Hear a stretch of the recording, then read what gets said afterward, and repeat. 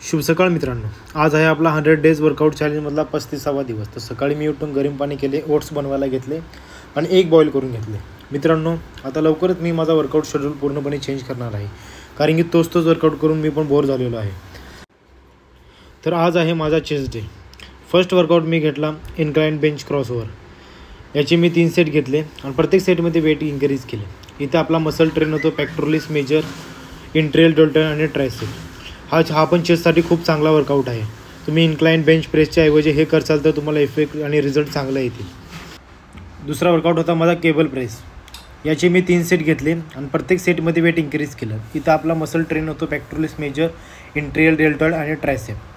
Standing cable प्रेसपेक्षा seated cable प्रेसमध्ये खूप जास्त प्रेशर पडतो. नंतर मी घेतला फ्लॅट बेंच प्रेस. याचे मी 3 सेट घेतले आणि प्रत्येक सेटमध्ये वेट इन्क्रीज केलं. इथे आपला मसल ट्रेन होतो पॅक्टोरलिस मेजर, इंट्रियल डेल्टॉइड आणि ट्रायसेप. स्टार्टिंगला क्रॉसओव्हरवरती ते 2 वर्कआउट केले असल्यामुळे फ्लॅट बेंच प्रेसमध्ये चेस्टमध्ये खूप जास्त प्रेशर येतो आणि खूप जास्त चेस्ट पंप होते. त्याच्यानंतर मी घेतलं इन्क्लाइन बेंच प्रेस. याचे मी 3 सेट घेतले, प्रत्येक सेटमध्ये वेट इन्क्रीज केलं. इथे आपला मसल ट्रेन होतो पॅक्टोरलिस मेजर, इंट्रियल डेल्टॉइड आणि ट्रायसेप.